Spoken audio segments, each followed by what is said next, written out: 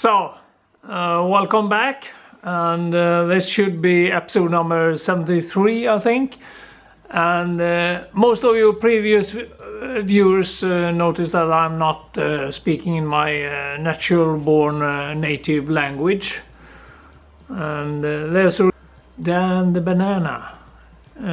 I can call him Dan the Man because he would brag. And a couple of other people have dared me to try to do at least one episode in some kind of international language that might broaden the viewers, or maybe I could get one or two more subscribers. Bear with me. It won't be that spontaneous, and I might fuck up a bit, but I couldn't care less. The last episode was my first journey in the Panzerwagen, the 613 Mercedes, not the 508. And I did 600 kilometers of driving back and forth. Between that I ran 100 miles trail running, and that was you could see a bit of it in the last episode. And before that I did 3 episodes with some kind of first aid help. I had just bought the 613, and I needed to check some basic things like change oil and stupid stuff. It didn't happen that much on this 600 kilometers drive, divided in 2, besides one major issue.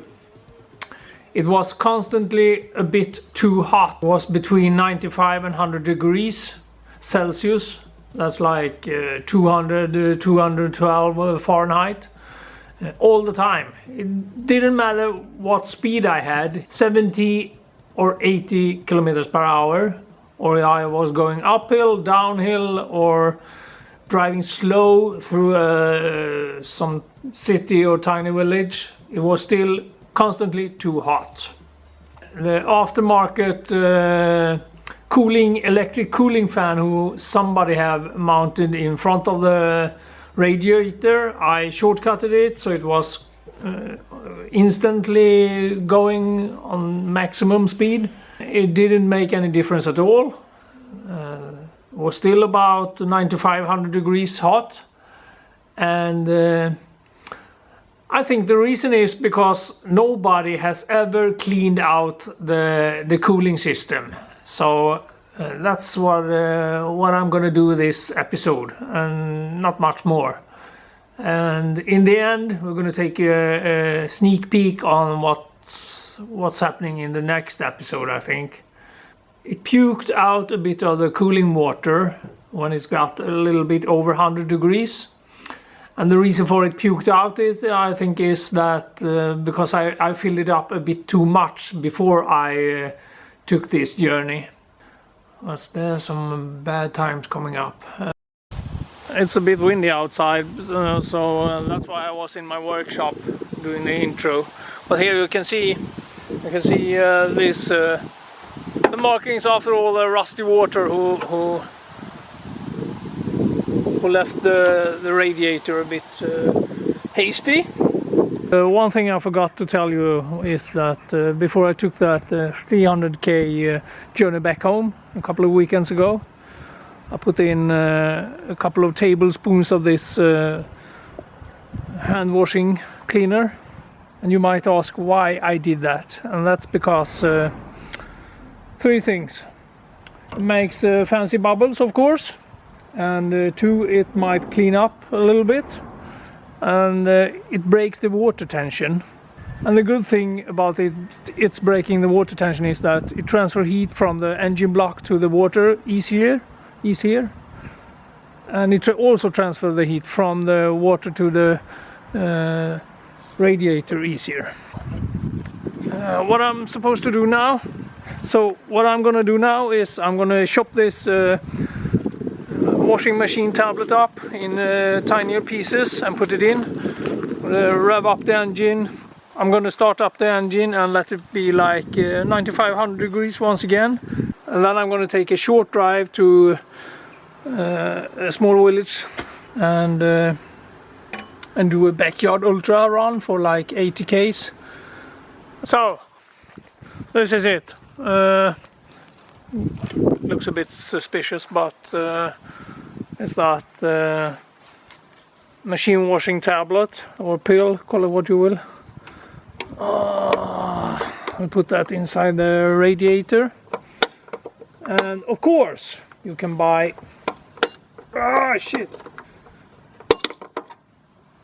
finally. Of course you can go and buy some expensive, really expensive radiator cleaning chemicals, of course. But I can promise you, it won't do anything other than what this do. So that's it. And now I'm gonna fire up the Panzerwagen, if I can get this on. And I'm gonna let her idle for like something like 30 minutes. Today I'm a bit sore in my throat and my legs because yesterday I did a 49k easy run. But I also got some short journeys in the Panzerwagen to get it heat up. And I had another major issue on my way back home. I'm not going to reveal that today. I'm going to take a look at that maybe in next episode because it's a major issue. Not funny at all. But it also got up in proper heating a couple of times, and it's been idling for at least 1 hour.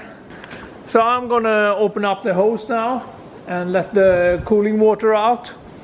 That's why I have those plastic containers under there.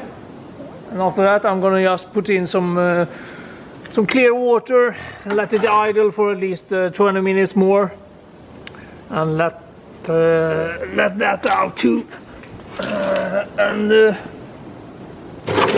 I really want to get this done now, because in just a matter of weeks it's going to be -°C here in Sweden, so I need to get some proper antifreeze back in, and I don't want to waste a lot of antifreeze just to flush the system out. Oh, I'm old and my body is stiff in the wrong places. Yeah, we got those fancy bubbles I was talking about. Sorry to say, a lot of it ended up on the floor, but it's sure rusty. So, you can see here, this is the water that I got in the container. It's not very nice, still a bit hot, but I can for sure tell you that this ain't cooling the engine a lot. Oh shit. And I put another one on there. I'm just gonna take the can and pour some clean water through it just to see what we got. So this is it. This is the first container, what it was in the engine, and it really looks like water and just muddish. And this is the other one. I poured like 30-40 liters clear water through the radiator, only through the radiator. I'm gonna connect the hose again and put in some just clear water and one more of those machine washing pills. I'm gonna let it stay on idle for at least 1 hour. Maybe I take a short drive, I'm not sure, because I have that other issue I haven't revealed yet. And I'm gonna pour it out once more and see how it looks.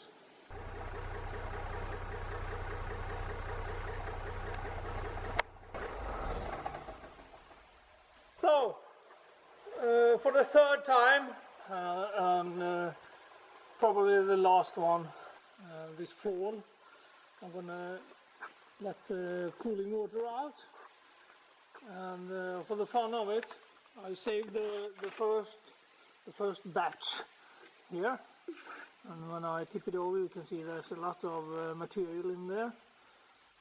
It's like mud and rust. And after this time, this third time, I'm also going to take a look at the cabin heater radiator, because I'm not sure if it's on or off, because the wall is stuck. And I don't know if it's stuck in open or closed. And also the defroster fan is kind of super dead, and I have to I can remove the entire piece. It's in there, and I can check the fan and also the wall and get it working. There's no steel wire cables going through it because it's been eaten up by rust, probably decades ago.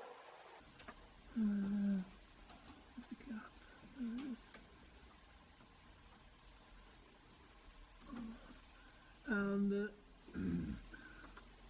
when we get closer to summer and spring, I'm going to remove the entire radiator and fix up all the fins, maybe get some fresh paint, and I can once again clean the inside just into the radiator. Washing purely inside, chopped up with a knife. Oh, here it comes.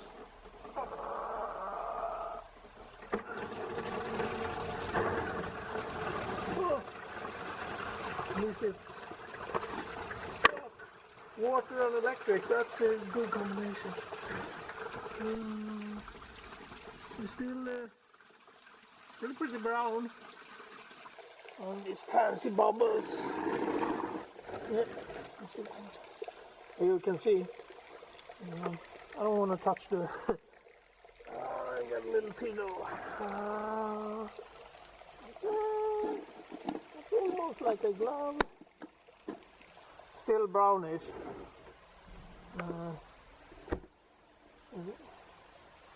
I think actually I can do this a couple of more times. Sit here for like a day or two and see how much material will be in the bottom.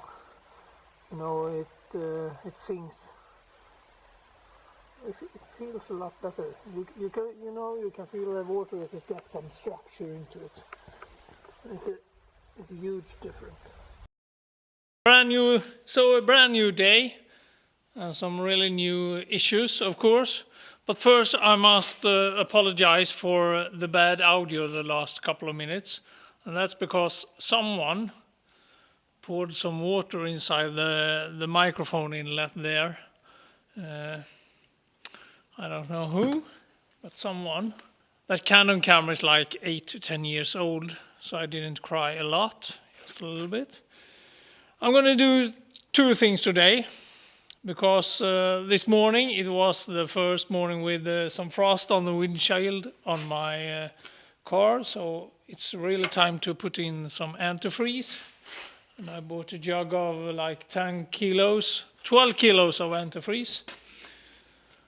First, I removed the electric thermostat for the electric aftermarket fan.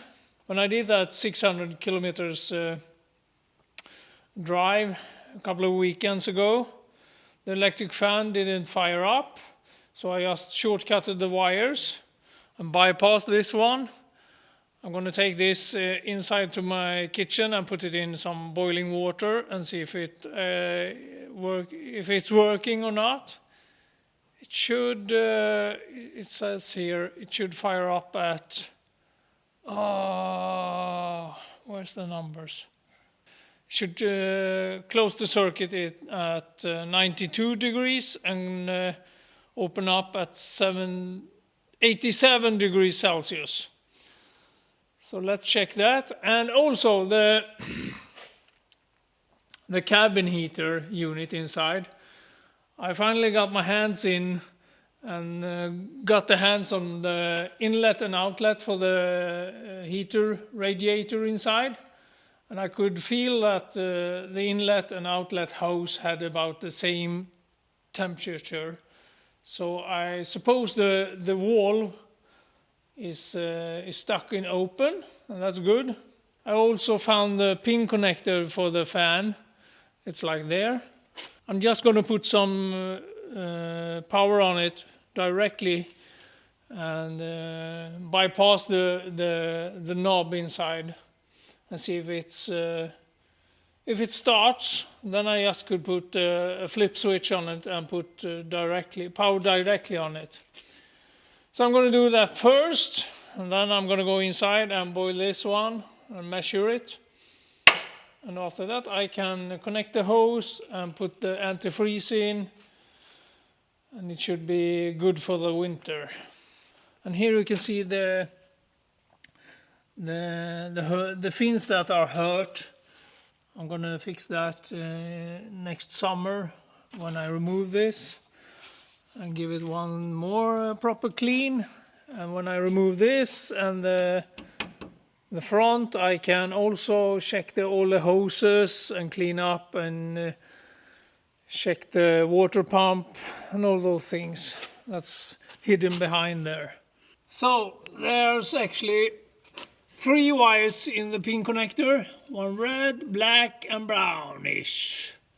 Usually the red is positive and black is negative. And I got the black one there, and the red one is there. Nothing happens. I can do. There's one thing you can do. Just give it the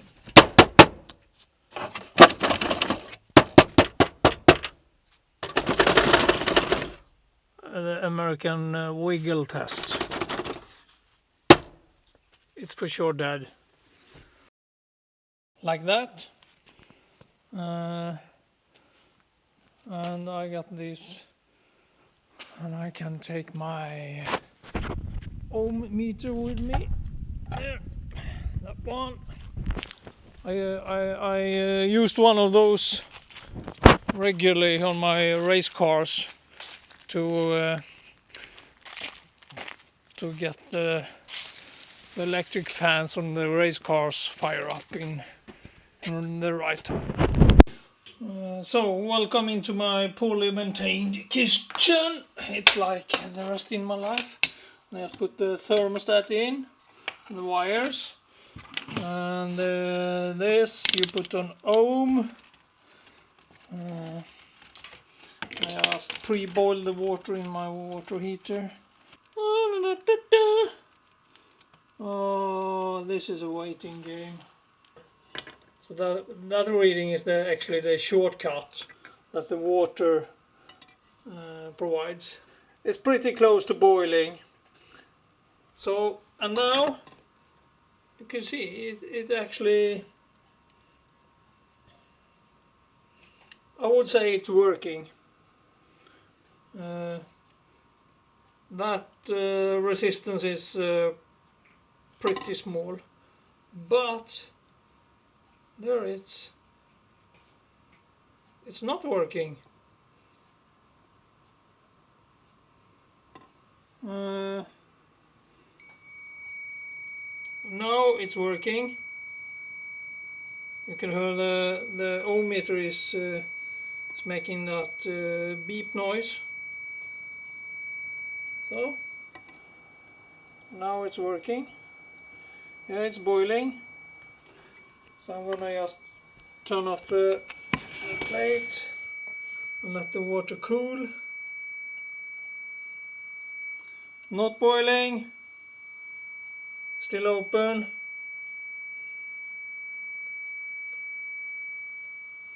I'm just gonna lift it up in the air.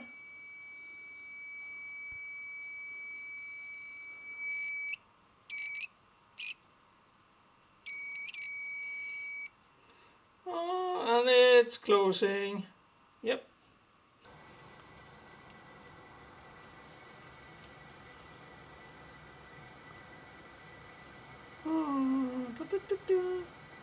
Waiting game. And it's open again. I'll lift it up. It cools off.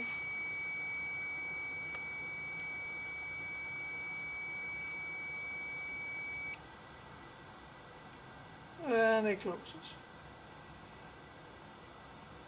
Once again.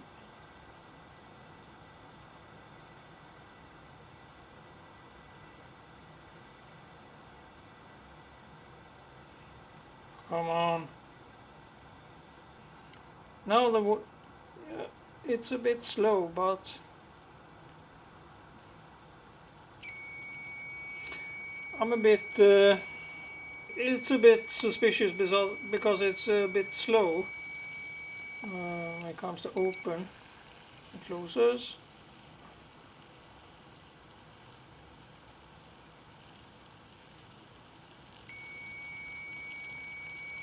I think it's working. I think it's okay.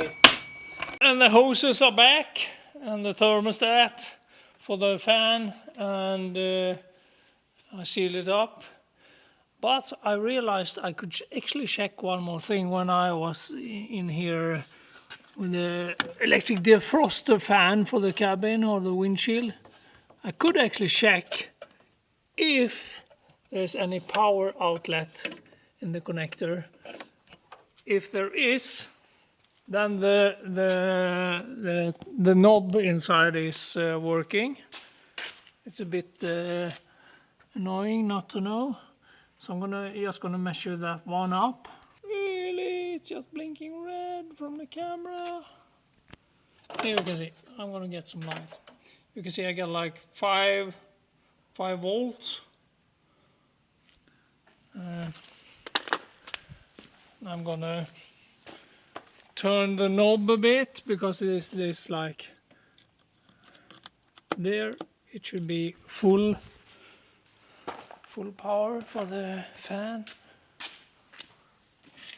and now it's only 1 volt.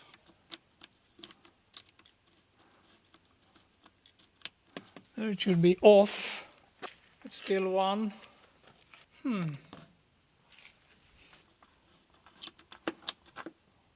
And there it's full again. Still only 1 volt. Ah! Check this out, motherfuckers. There's like 11.7. That would be okay for a fan to at least do a little bit of noise. It's like that. Yep. Good to know. You can see the air bubbles are coming up slowly. I'm going to fire it up so the air bubbles will get out of the cooling system. Goes a little bit quicker that way. I usually mix it 50% antifreeze and water so it can stay safe for a proper cold Swedish winter. So I'm going to fire it up. Meanwhile, we're going to go into my workshop again and look on some parts. What I'm going to do in the next episode, I suppose, which I don't know if it's going to be in this elementary school English or in Swedish, because I find it a bit awkward. Yeah. And we're going to open some package. Some boxes. Unboxing. Let's see if it... Oh. We need to put it in neutral.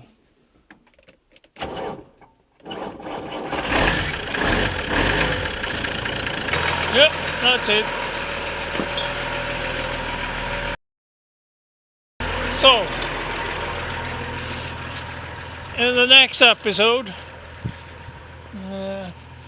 I must, in the closest week or two, start changing those the P joints for the steering that I got a couple of weeks ago. They ain't that worn out, and the steering is quite okay, but the rubber sealings are a bit damaged, so I might as well change them for brand new, because my goal is to make this 613 Mercedes roadworthy for at least 15-20 years more. And as I told you a couple of episodes ago in Swedish, one of the pro things about having a new project is that you can stimulate your inner shopaholic asshole. And also, when you buy a lot of craps from China, you got these sometimes offers. And I got one stupid one, really stupid one.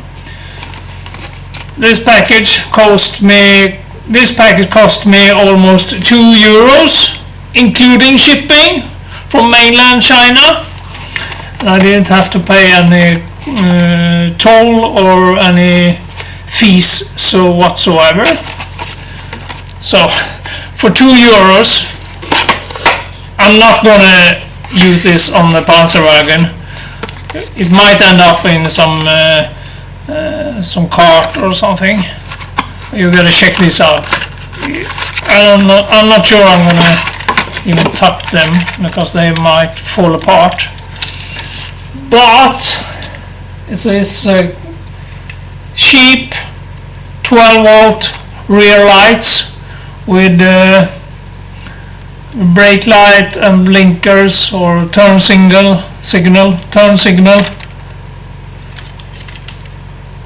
It's really cheap. I could actually go and get that motorcycle battery again. Oh! Hey, it's working. Red.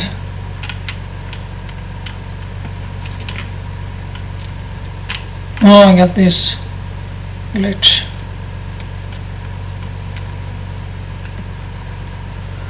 That's rear light. No, that's rear. And both of those should be brake. Yep. Really cheap crap. I ordered it from a Swedish company. Probably made in China anyway. So let's see what's inside. But I'm happy. It's brand new headlights, both sides, and the housing is made in plastic, and it actually looks pretty the same as those I got on the Panzerwagen. No more silver coating or vinyl wrap. That's for the yeah, might fit. Yeah, wait. So I think I'm done there. I have flushed the system, the cooling system, a couple of times. I put in some new antifreeze. I checked the electric thermostat for the electric fan. I also checked the cabin heater defroster fan, who's dead. I'm not sure I'm gonna rebuild that one. I might end up building a brand new cabinet for the fan and the radiator. That's about it. In the next episode I'm gonna do quite more work on the steering, on the front end, and the next episode might end up in Swedish anyway. See you.